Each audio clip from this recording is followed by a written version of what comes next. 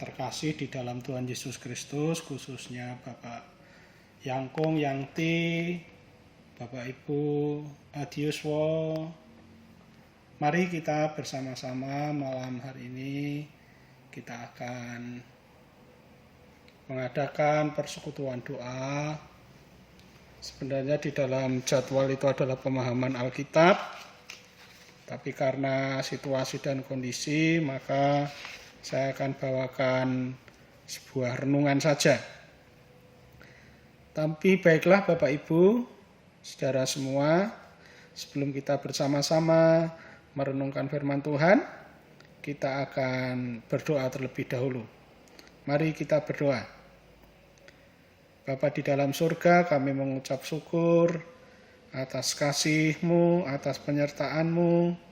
Sepanjang kehidupan kami, Tuhan menyertai, Tuhan memberkati. Terima kasih ya Tuhan atas kekuatan, atas kesehatan yang Tuhan anugerahkan bagi kami, hingga kami boleh melakukan aktivitas kami sehari-hari. Terima kasih Bapa dalam surga, kami saat ini tidak belajar tentang firman-Mu sebagai kekuatan di dalam kami menjalani kehidupan ini, agar kami terus teriring dengan kasih yang dari Tuhan lewat kebenaran firman-Mu, sehingga kami terus akan tetap maju, kami terus akan tetap semangat di dalam kehidupan ini, karena kami percaya Tuhan menyertai kami, Tuhan memberkati kami. Terima kasih Bapa dalam surga, kami mau serahkan pemberitaan firman-Mu di dalam tangan kasih-Mu. Kiranya terang Roh-Mu yang kudus menerangi setiap hati sanubari kami, hingga kami mendapatkan pemahaman baru tentang kebenaran firman-Mu. Terima kasih Bapa, dalam nama Tuhan Yesus kami berdoa dan mengucap syukur. Amin. Bapak Ibu yang terkasih di dalam Tuhan, renungan pada malam hari ini saya ambilkan bacaannya dari kitab Matius pasal 7 ayat 12 sampai dengan 14. Dengan sebuah judul, Tetap di Jalur yang Benar. Bapak Ibu yang terkasih dalam Tuhan Yesus Kristus, nanti Bapak Ibu bisa baca selengkapnya di Matius 7. Saya akan ambil natsnya di Matius pasal 7 ayat yang ke-14. Karena sesaklah pintu dan sempitlah jalan yang menuju kepada kehidupan, dan sedikit orang yang mendapatinya. Bapak Ibu, ayat nas ini berbicara tentang jalan menuju kehidupan kekal atau kerajaan surga. Jalan itu sangat sesak dan sempit, karena itu hanya sedikit orang yang mau menempuh dan melewati jalan itu. Siapapun yang hendak menempuh jalan yang benar harus tahan terhadap segala tekanan. Nah, Bapak Ibu yang terkasih di dalam Tuhan Yesus Kristus, tekanan hidup yang harus dijalani tentu satu dengan yang lain, Bapak Ibu Saudara semua akan banyak dan tentu berbeda-beda. Tapi itulah yang harus kita hadapi untuk kita tempuh sehingga kita tetap bisa bertahan. Ketika seseorang memutuskan untuk hidup dalam kebenaran, bicara benar, bertindak benar, berhenti berbuat dosa, hidup jujur, berhenti dari hidup yang mementingkan diri sendiri, memutuskan untuk hidup radikal yang bersungguh-sungguh bagi Tuhan, justru ia akan semakin diperhadapkan dengan banyak tantangan. Dicibir teman sendiri, dan mungkin jemaat, serta dianggap aneh dan mungkin dianggap sok suci.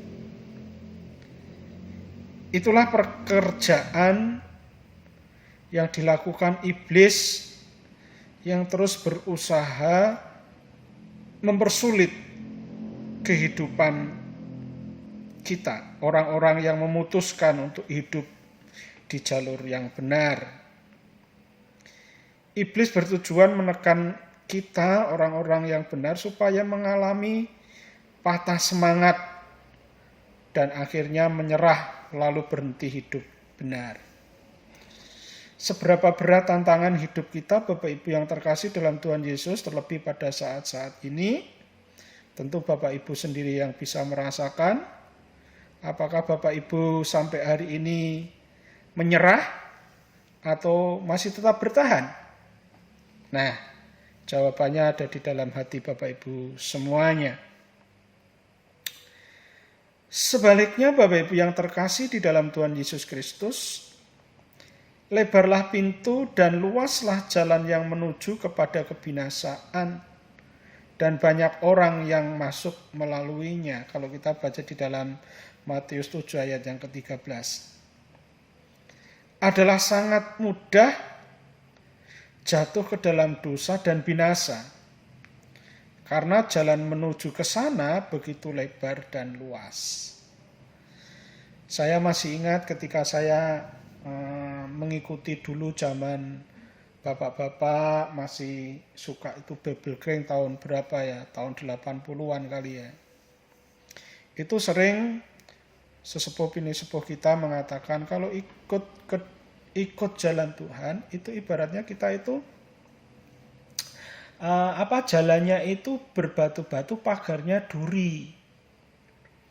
Tapi kalau kita mau ikut jalan dalam mengikuti jalan dunia, itu jalannya mulus, pagarnya roti. Nah, dalam Alkitab pernah dituliskan, saya lupa di kitab mana, tapi saya ingat ada jalan disangka lurus tetapi ujungnya menuju ke dalam maut. Nah, Bapak Ibu yang terkasih di dalam Tuhan Yesus Kristus, bahkan orang dijamin tidak akan pernah kesepian melewati jalan itu karena di sana ada banyak teman. Kehidupan dunia yang begitu mempesona dan lain sebagainya. Sehingga tentu orang-orang yang memilih jalan yang lebar itu banyak temannya. Sedangkan orang-orang yang hendak terus berusaha, berupaya untuk berjalan menuju kepada kebenaran, itu kadang-kadang sedikit temannya, bahkan mungkin dikucilkan. Bapak Ibu yang terkasih, hari-hari ini dunia penuh dengan kompromi. Contohnya, orang lebih suka hidup menurut keinginan sendiri, santai, acuh tak acuh, dan tidak mau bayar harga untuk perkara-perkara rohani. Enggan untuk melakukan segala sesuatu yang berhubungan dengan kegiatan kerohanian kita. Saat ini kita diingatkan agar mau berjuang melawan tipu muslihat iblis. Paket yang dikemas begitu menarik dan indah, namun berujung kepada kebinasaan. Tadi yang saya sampaikan, ada jalan disangka lurus tetapi ujungnya menuju ke maut. Untuk bisa menang dalam peperangan, kita harus terus melekat kepada Tuhan. Alkitab tidak pernah menjanjikan perjalanan hidup kita bebas dari pencobaan. Tetapi Dia berjanji kita tidak akan menghadapi pencobaan itu sendiri, karena ada Roh Kudus yang menyertai dan menolong kita. Jadi Bapak Ibu, jangan lakukan apa yang dunia lakukan. Jangan lagi terlibat gosip-gosip dan pergaulan salah atau sejenisnya. Semuanya hanya karena kita lakukan iseng untuk mungkin menghilangkan kesepian atau apa. Tapi itu tidak baik. Lebih baik Bapak Ibu Saudara yang terkasih dalam Tuhan, kita bisa bergumul bersama, bergaul bersama Tuhan, dengan cara kita setia membaca firman Tuhan, merenung-renungkannya, belajar akan kebenarannya. Nah, Bapak Ibu yang terkasih dalam Tuhan, mari kita tetaplah di jalur yang benar, meski jalannya sesak dan sukar untuk menuju kepada garis finish, untuk menuju sampai pada tujuan, yaitu keselamatan yang kekal. Tapi itu menjadi sebuah perjuangan dan banyak harga yang harus kita bayar. Tetapi kita percaya bahwa mahkota kehidupan telah disediakan bagi setiap kita yang terus mau belajar tetap setia kepada firman Tuhan. Demikian yang dapat saya sampaikan. Tuhan memberkati Bapak Ibu semua. Adios wo. Tetap semangat, tetap sehat, tetap kuat, tetap ada di dalam Tuhan. Terima kasih, Tuhan Yesus memberkati kita semua. Amin.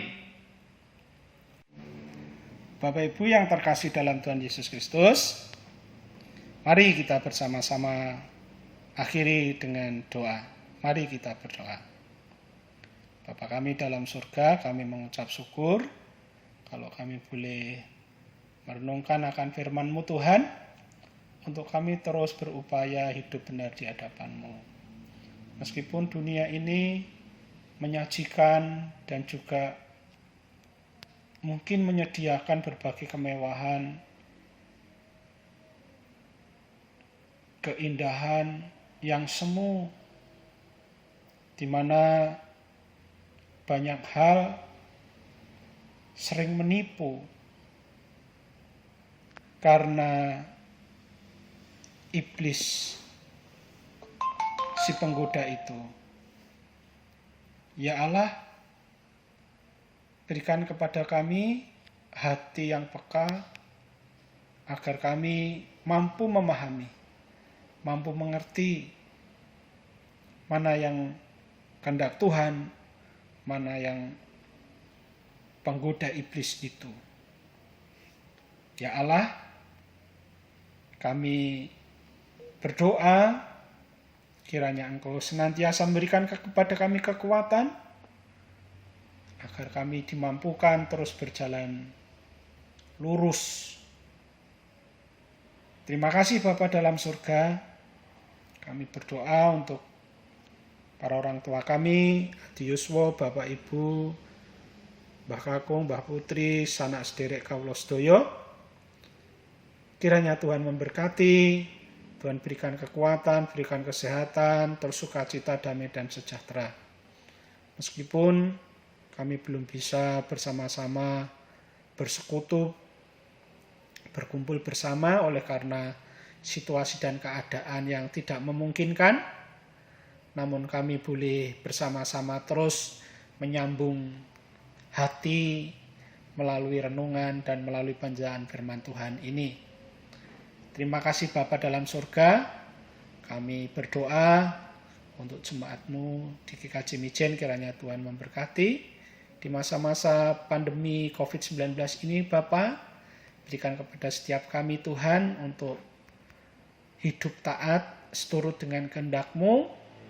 Demikian juga dalam pergaulan kami juga harus taat, tunduk kepada protokol COVID-19.